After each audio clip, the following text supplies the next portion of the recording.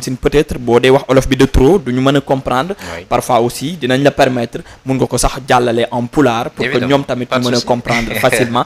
parce que nekk luñ fi kese ñi nga xam ne ñoom ñooy dégg olof mais tamit ñeneen ak ñeneen et tout alors. tout d'abord dañ koy commencer ci Casa Média certes defuñu publicité bi mais on voudrait savoir parce que am na ñoo xam si peut-être dégg nañu le mot Casa Média groupe de presse et tout kañ la woon ak nu mu demee noonu. alors Casa Média je pense que normalement ñëwaat ci jeunesse bi day yomb ah. c'est juste une politique d'un acteur politique. Au-delà d'être un acteur politique c'est un acteur de développement. oui Mame Boye Diao bi mu toogee xalaat ne wax dëgg yàlla war na mun a créer un organe de presse boo xamante ne dinay contribuer de manière significative ci développement de toute la Verte Casamance. Il a pensé à créer à mettre en place Casa Média. Bon péripéties yi nag bokk na ci woo ay professionnels des médias ñu toog ñu xalaat ci projet bi mu nekk un projet boo xamante ne c'était novateur. mais avec plein d'ambition quoi.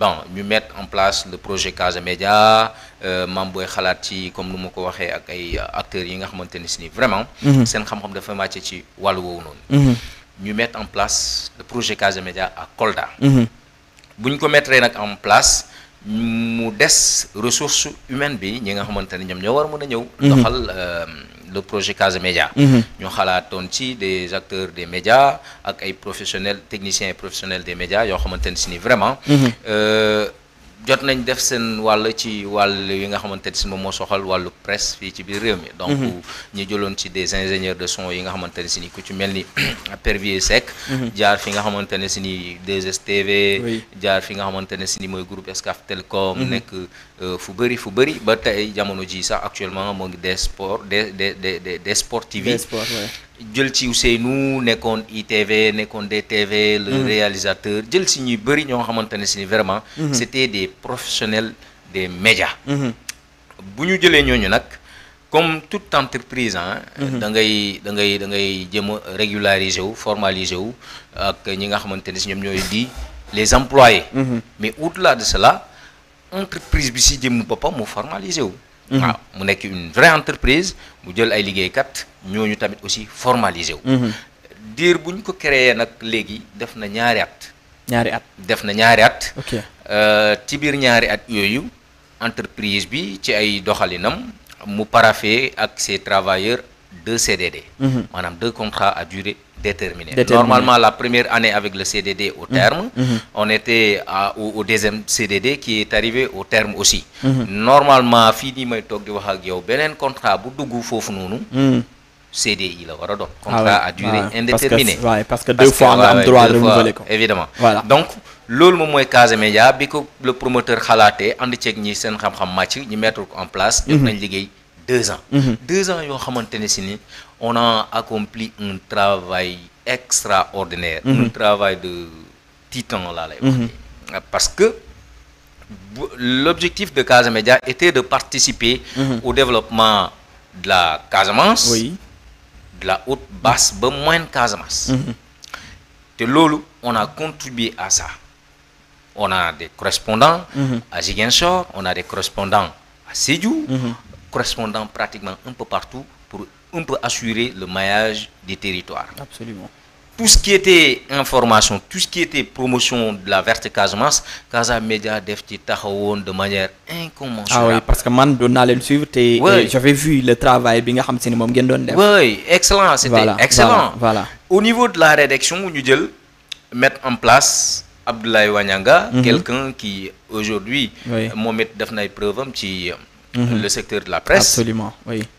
mu am ci liggéey bu extraordinaire boo xamante ne daf ko cee def. ñu am des reporters yoo xamante ne si nii man mii ci reporters yooyu laa bokkoon. ñu def un liggéey bu extraordinaire. lu jëm ci wàllub information vraiment ba Casa Média nekk pratiquement une référence. Au niveau de la partie sud du Sénégal.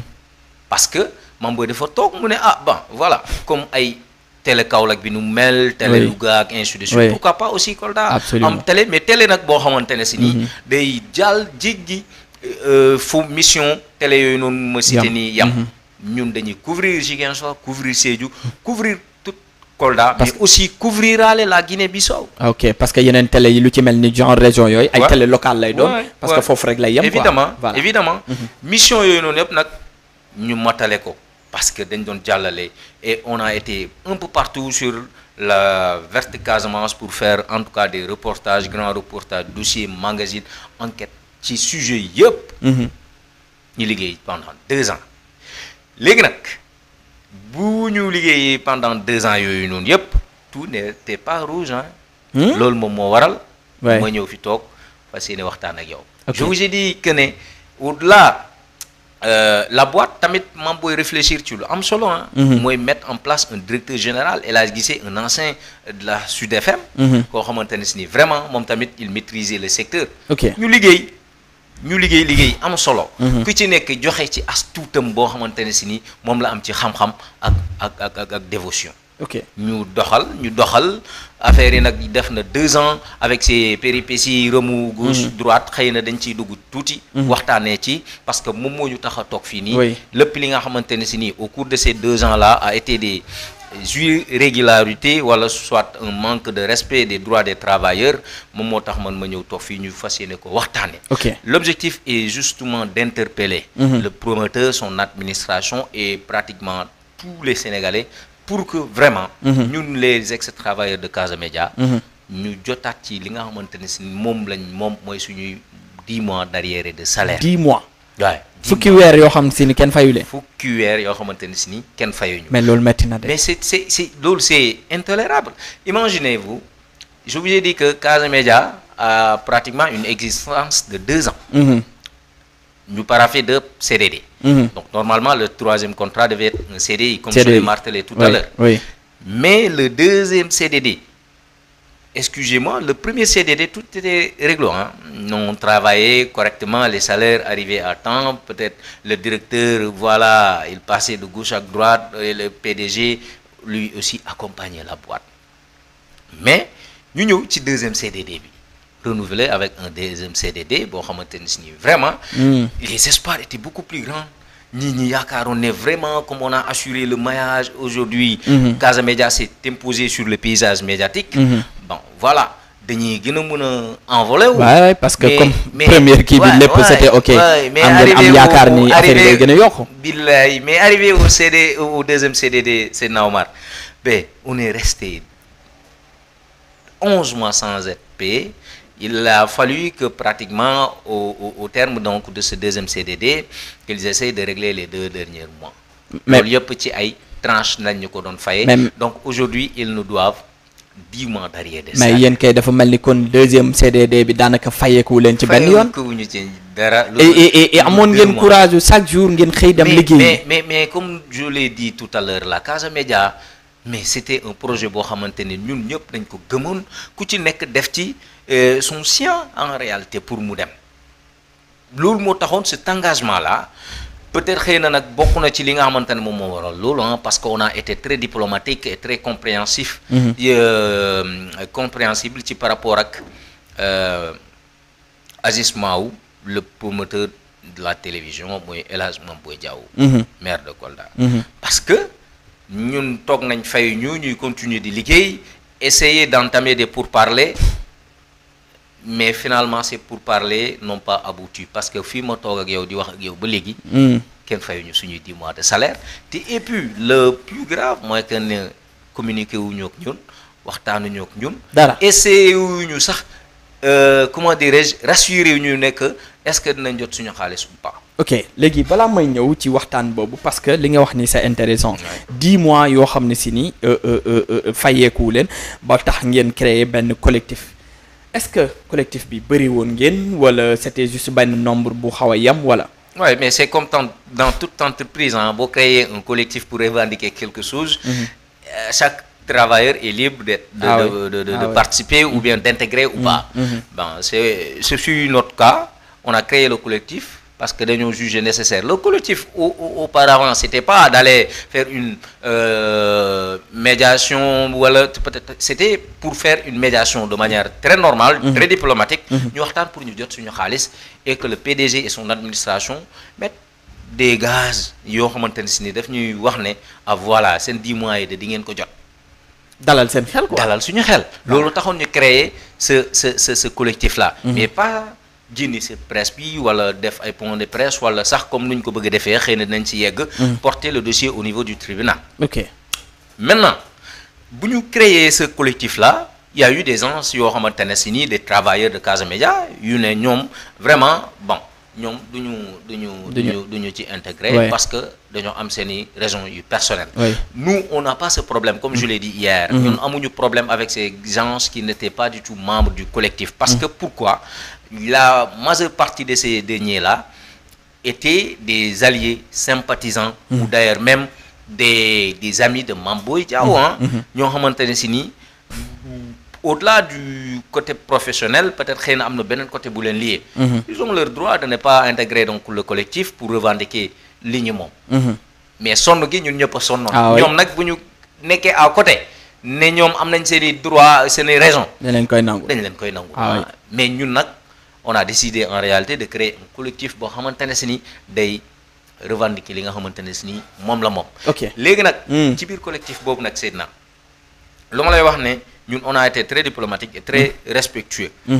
Moi, que si nous créons un collectif, automatiquement, on a cherché à rencontrer notre directeur général. Ouais, surtout.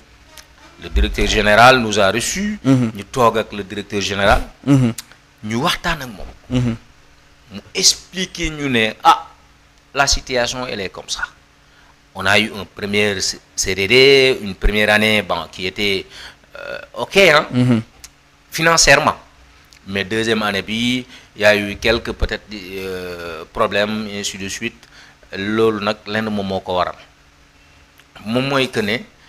Actuellement, la situation financière de l'entreprise, nous en charge les salaires globaux. Non, le directeur en personne, ils sont en train de réfléchir sur comment régler la situation. En réalité comment régler cette situation-là. Et je pense qu'il était en connivence avec le président directeur général parce que normalement la situation vous demee toll foofu noonu dafay fay waxtaan ak le PDG. mu wax ñu lool ñu ne ñun kat le collectif télé bi groupe de presse bi pour mu jëm kanam moom moo ñu tax a jóg. Donc nañu toog ñu muñ ñu xool comment ils vont essayer de régler la situation.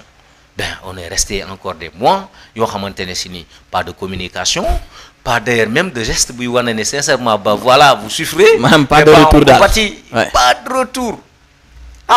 Nous yëngalat. Ah oui? Nous yëngalat.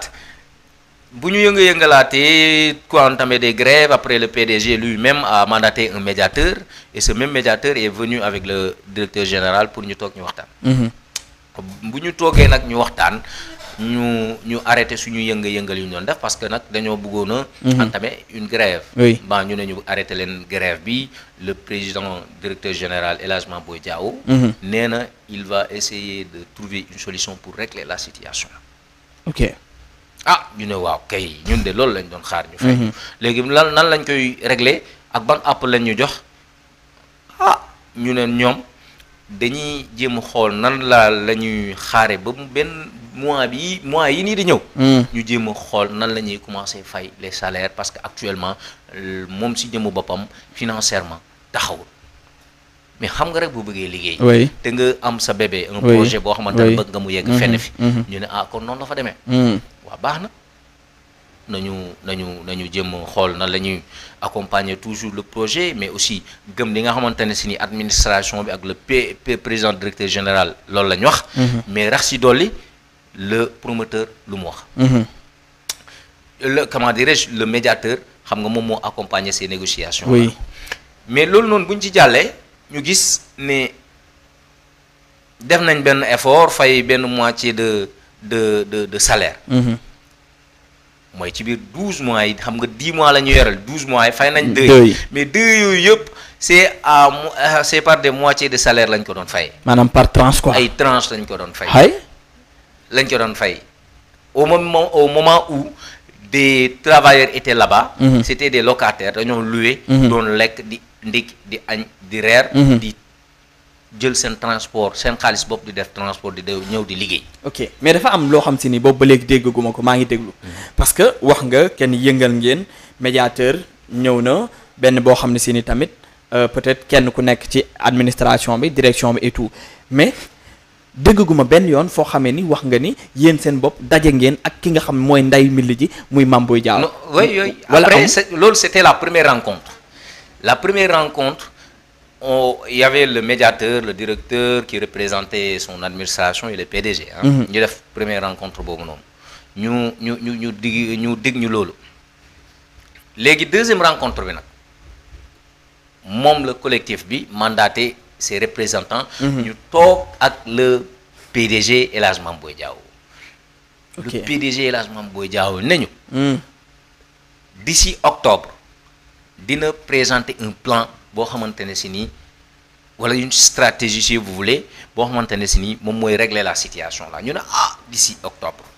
boobu ban mois ngeen nekkoon kon boobu pratiquement ñoo ngi woon ci ay juillet yooyu. ay juillet août. ok ñu ne non mais xaaral mais ñun tey ñoo continuer quoi parce que vraiment liggéey moo ñu tax a jóg. te projet Casa Média bi. il faut ñu accompagner ko ba ci cappaandaw ga. bon ñu ne ok gëm nañ ko léegi comme dinañu ko présenter waaw baax na ñu bàyyi noonu ñu continuer waat suñu liggéey. di jël suñu xaalis di jël di paas di ci añ di ci ndékki di ci reer. di ci faj suñu yeneen soxla. au même moment boobu noonu. ñenn ci ñun seen kër yi ñenn ñi nekk yor fa ay jafe-jafe. yoo xamante ne si nii kenn mënu ko natt. depuis moment boobu dégguñu waxuñu gisuñu plan gisuñu stratégie boo xamante ne mën na sauver cette situation là. Mame Boye Diao noppi son côté directeur bi noppi de son côté boo interpeller administration bi ñu ne ñoom mënuñu lu service commercial bi di liggéey. loolu day delluwaat ci vraiment ci fonctionnement entreprise bi courant connexion transport et affaire demee noonu bu ñu interpeller waatee l'administration. ñu ne ñu ñoom kat ba tey déglu nañ le PDG ci plan ou stratégie pour sauver cette situation là mais boobaa léegi France daal di xëddeen le président El Hadj Mame Boye Diao réagirul administration bi xamul nan la war a mën a def léegi administration bi dem ba nga xamante ne si sax pour joindre son président directeur général ça c'est tout à fait un problème. le président directeur général man mii sama jëm bopp fii fi toog moo toogoon sax ne bàyyil ma jëm ko joindre pour expliquer la situation da nga koy woo fii ba suba du jot doo ko jot moom moo lay woo jot la mais loolu nga yaakaar ne est-ce que c'est du respect sax non mais c'est pas du respect nga xamante ne si nii dañ lay liggéeyal mais waxuma la sax liggéeyal kese de mais respectel li nga xamante ne si moom mooy ñoom seeni engagement di xëy suba ngoon moom il était conscient que ne fayuñ ñu li jëm nan lañ fay lekkee nan lañ fay nan la ñuy utiliser suñuy moyens pour mun a def notre travail sur le terrain wala di dem ñibbi saa yu ñu xëyee wala ci lan lañ doon lekkee c'est grave teg si boo ko woowee doo ko jot moom rek moom moo lay woo jot la et que même le directeur général bu ko woowee sax du ko jot non mais loolu foofu mais loolu mais quel est cette maanaam ce genre de démarche en réalité nga teg sa produit boo xamante ne si nit ñi dañ cee amoon yaakaar ne que voilà nit ñi c'est juste pour créer de l'emploi mais aussi former ay ndaw tàggat ay ndaw mais bokk ci luy gën a jëmale kanam cette zone là muy la zone de Casamance mais nga dem jékki-jékki rek commencé doxalee nii te yow waxoo nit ñi lan waxoo nit ñi wow na waxoo nit ñi tooy na te même sax ñi nga xamante ne ñoom nga waroon a wax ni wow na wala tooy na ñoom it ñu dem wax les employés wow na wala tooy na waxoo ñooñu wow na wala tooy na mais loolu c'est grave léegi administration boobu nan lay waxee ces travailleurs wow na wala tooy na mënuñu leen wax dara parce que jotuñu information voilà léegi nag ñun tamit ñu dem ba nga xamante ne si ni situation bi vraiment c'est naaw mar sonn nañ ñii fu ñu dëkkoon Kolda foofu noonu jëloon ay logement buñ génnee ci bii ñi génnaat ci bee dem ci bële demaat ci bee parce que bu mais amul leen woon ko fayuñ la noo koy fayee wax dëgg yàlla donc loolu c'était vraiment extraordinaire et il y avait des pères de famille aussi yoo xam si seen doom peut-être ñu ngi war a jàngi wala leneen ak leneen ñu war a gérer et tout non mais nee naa la difficulté jafe-jafe boo xalaat am nañ ko fa ci deuxième contrat bi léegi nag bu ñu sonnee ci lañ ne ñun kat léegi xam nga nan la ñuy def il faut ñu dem fi nga xamante ne si ni moom mooy ca inspection du travail. surtout foofu laa jëmoon quoi. mais avant ça yéen bañ leen di jël foofu dañ leen débaucher fekk leen ci entreprise ñu jël leen yóbbu leen foofu tegal leen conditions yu bien d'après su ma comprendre. voilà ça veut dire kon dañ leen fekk ci entreprise ngeen di liggéey. ñu jëlee leen ci entreprise bi ñëw.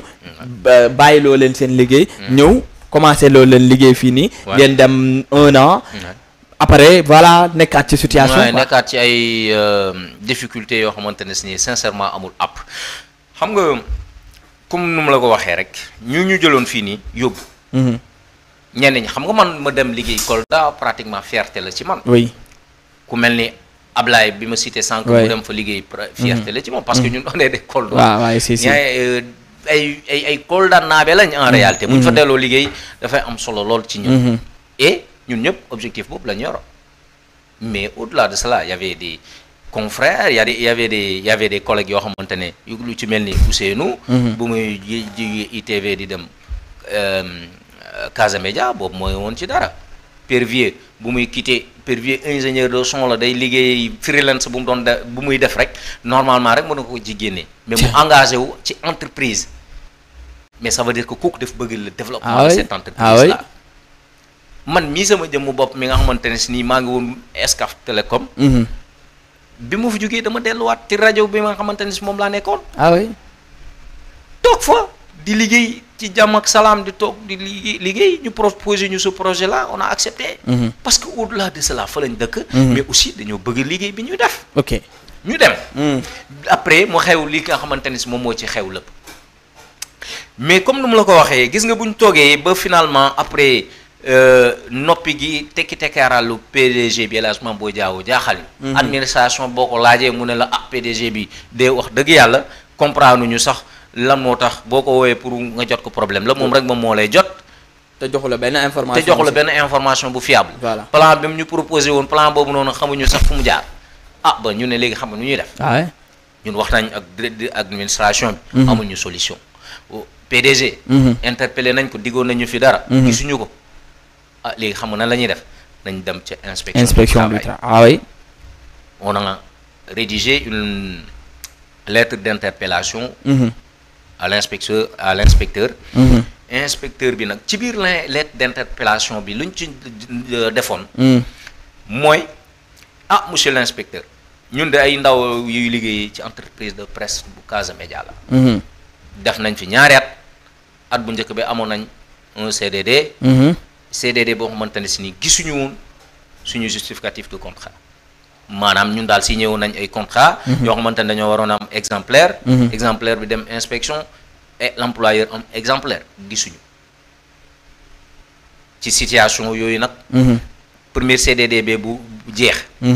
ñu continuer waat renouveler un autre CDD léegi nag même situation boobu bu ñu ko laajtee administration bi lu ñuy wax lenn la rek mooy que ne dafa amoon ay quelques irrégularités yoo xamante ne dañ koy corriger. mais bu ñu ko corriger dañ koy delloo au niveau de l'inspection du travail. ñu corriger ces imperfections là ñu ñëw ñu lire suñu contrat ñu xool modalité yépp ñu mu doy ñu paraphé ñu yóbbu inspection ñu doon xaar ñun suñu retour de contrat suñu justificatif de contrat yi wane ne.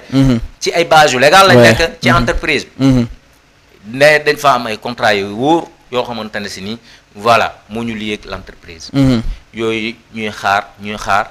ba léegi deuxième CDD bi arrivé au terme aussi. loolu nag. lañ defoon ci biir lettre d'interpellation bi ñuy adressé à l'inspecteur. ñu ne ko. ñun bëgg nañ xam suñu justificatif de contrat yi ñu liyeel ak suñu employeur ak yi nga xamante ne yéen ñi da ngeen ci war a jot. bëgg nañ xam anamu fu mu jaar ak lan moo ci xew. deuxième point bi ñu ne ko ñun de bu ñu renouveler suñu deuxième CDD ba léegi nii. toog nañ 9 mois boobu ñoo ngi woon ci 9 mois yoo xamante ne si ni jotuñu suñu salaire bëgg nañ nga laajal ñu suñu employeur. l'entreprise bi. nan lañ fas yéene def ngir ñu jot ñun ci lu ñu moom. ñetteel bi nag. mooy bëgg nañ aussi. ñu gën a ñoŋal les conditions.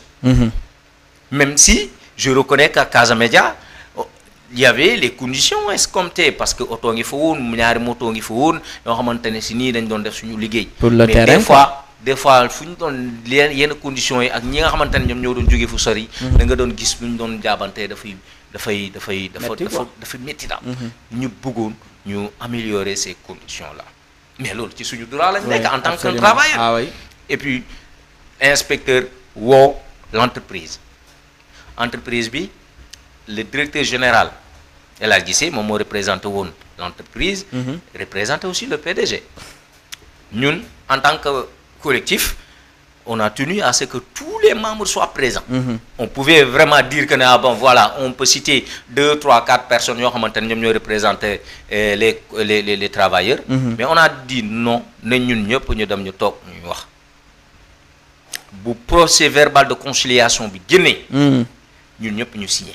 Ah oui. L'employeur signé. Le directeur général signé au nom de l'entreprise. ñu dem ñu waxtaan ñu expliquer ak inspecteur bi waxtaan ak ñun ñu waxtaan ak le directeur ñu am un PV de conciliation. ci biir PV de conciliation boobu noonu nag lu ñu déggee woon mooy que entreprise bi nangu na ne moo ñu amel.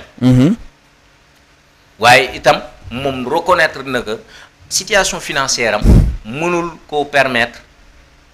mu fay ñu 9 mois wala mois yëpp yu ñu yor lool. waaye fas yéene na. góorgóorlu pour fay ñu li nga xamante ne si moom la ñu yoral mais ci benn anam ci ak anam bi nga koy fayee. ban anam c'est-à-dire da koy defa tranche wala. mooy que ne ñoom dañoo ne woon. dañuy fay des moitiés de salaire ba à compter du mois de septembre dernier. À compter du mois de septembre dernier ñu commencé di fay les salaires globaux normal quoi. Et puis bu ñu yeggee ci mois de juin bi. juillet bii nii ñu génn. nekk nii. ñu commencé épurer dette bi nga xamante ne si nii moom lañ amal les employeurs. Ok loolu c'était stipulé clairement sur le PV de conciliation. c'est-à-dire su ma déggee bu baax. même les internautes mooy que ni. bi ngeen waxtaanee dañu ni leen dinañu commencer di leen fay. salaire maanaam du ñu mën a fayandum. li nga xam ne si ni mooy yu jiitu woon yi. mais dinañu fay yii nga xam ne si ni moom la ñu tollool. ba mois de juillet. après nag ñu commencer dugg ci li nga xam si ni mooy dette bi ñu leen yore. loolu pour fay leen ko te dette boobu ku ci nekk chaque mois ñu fay la ci 25%. ok. Ah mais mu nekk lu dal xel ah bien évidemment. C'est rassurant. On est revenu. Toute tentative de déstabiliser ou de paralyser les travaux et autres là. On a laissé tomber. On a repris le travail convenablement. Ñu def suñu liggéey comme nu mu waree. Espérant qu'ils vont essayer de respecter comment dire ces engagements là. Parce que directeur général bi bu jëlee engagement yooyu noonu au nom de l'entreprise mais ça incombe l'administration toute l'administration et l'administration d'une entreprise en réalité elle est présidée par qui? Par son PDG. Voilà. Donc cet engagement là engagement au PDG bi la te normalement moom moo wax le directeur général na ko def représenter foofu. Absolument. Donc engagement yooyu noonu yëpp ñu am ci PV de conciliation bi respecté wuñu ko. mais bi 1 mois yi jàllee bi salaire bi ñëwulee xanaa delluwaat ngeen inspection waxtaan ak ñoom xamal ko ni ko ñii li ñu waxoon ci seen ay paroles respecté wuñ ko wala dara. Oui on a encore une fois interpellé l'inspecteur mais l'inspecteur nag di ko jaajëfal bu baax monsieur Fall parce que monsieur Fall tamit aussi. tout le temps doon rappeler le directeur di rappeler aussi le PDG. mais finalement. voilà comme nu nga ko gisee ba léegi fi ma toog ak yow nii waxtaan ak yow amul benn yoon luñ boo xamante ne si ni jëm nañ wan ñu ne bëgg nañ améliorer cette situation là dañoo dem ba ci ay moment bon je pense que ci weeru juin bi dañuy juillet balaa ñu tabaski le 7 lañ tabaski le 7 bii nii lañ tabaski juillet mois de juillet bii nii lañ dugalaat xam nga ci 2 mois yoo la doon wax tranche yooyu noonu. ñu dugalaat beneen moitié de salaire. ci période tabaski pour la pour defal nit ñi. ñu dem tabaski comme yéen a ngi nekk ci période tabaski. pour ñu dem tabaski ma jox leen lu ngeen jëndee. mais tellement nu nga gisee seeni démarche nu nu mu nekkee ay démarches yoo xamante ne si nii c'est comme si que dañuy tuuteel wala c'est comme si que non nekkul ay nit ñoo xamante ne c'est des responsables ay pères de famille ay ñoo xamante ne si ni dañoo am ay rakk am ay ñii am ay jabar. ah oui la ñuy waxtaanal. ah oui mais vous aussi vous êtes courageux de. non mais dañoo mais c'est que bu gëmee mbir gëm projet. oui mais da nga ciy dem bu mu ah jeex. oui absolument. léegi nag ñun dañoo dem ba mu jeex. ok romb ngeen jeex. da ngeen dañoo dem ba ñett ngeen bool bi. dañoo dem ba mu jeex léegi loolu nag moo waral ñu ne ñun nag léegi ñu ñuy def mooy fëgg nañ gauche fëgg nañ droite. wax naa la y a eu un médiateur. bi doxoon. médiateur boobu finalement il est resté dans son coin parce que gis na ne dafa mel ni administration beeg Mame Boye Diao ak le PDG Mame Boye Diao. dafa mel ni ñoom daal. bëgg ñu affaire yi. ah oui nee naa la inspecteur si jëmmu boppam tamit woote na. wax na bind nañ signé nañ. respecté wuñu ko léegi ñooñu lan lañ naan nga jàpp ne loolu ñooñu est-ce que bëgg nañ améliorer cette situation. non wax dëgg yàlla respecter seen engagement. ah oui parce que nag bu fekkee yow dem nga 9 mois ba 10. dara amul changement mais bu fekkoon ni yow bëgg nga respecter sa ay paroles wala nga bëgg améliorer situation bi nekkoon foofu nag au moins di nga def benn pas. mais évidemment léegi nag loolu moo tax fii nii ñu toll nii. ñu ne ñun suñu xaalis de ñun ñoo ko ñaq. ñoo ko liggéey. ñaanuñu ko. waxuñu nañ ñu sarax. et puis bëgg ñu ko foqati. waaw. faaw ñu jot ci suñu xaalis. ah oui parce que xaalis boobu noonu nag ki ci mel ni man nga xamante ne peut-être xëy na mën nañ jàpp ne entre guillemets amul dara ci loo yaakaar lu du yow sa ñàkk. boo ko jotul yow presque loolu da lay dugal rek ci ay jafe-jafe. da lay dugal ci ay jafe-jafe te bëri naa ay morom. oui ñoo xamante ne si nii ci li ñuy liggéey. ci li ñuy am ci li ñuy liggéey. loolu lañ yaakaar. ok mais lan mooy seen maanaam actuellement comme dem ngeen fi ngeen waroon dem. muy waxtaan ak direction bi waxtaan ak ki nga xam ne moom mooy jiite. groupe de presse bi mu di Mame Boye Diao. dem ngeen tamit inspection du travail. def ngeen démarche yooyu yëpp amu leen benn solution. actuellement lan mooy seen plan. nan ngeen fas yéene def. lii nii fii nii ma toog nii di waxtaan ak yow bokk na ci plan bi.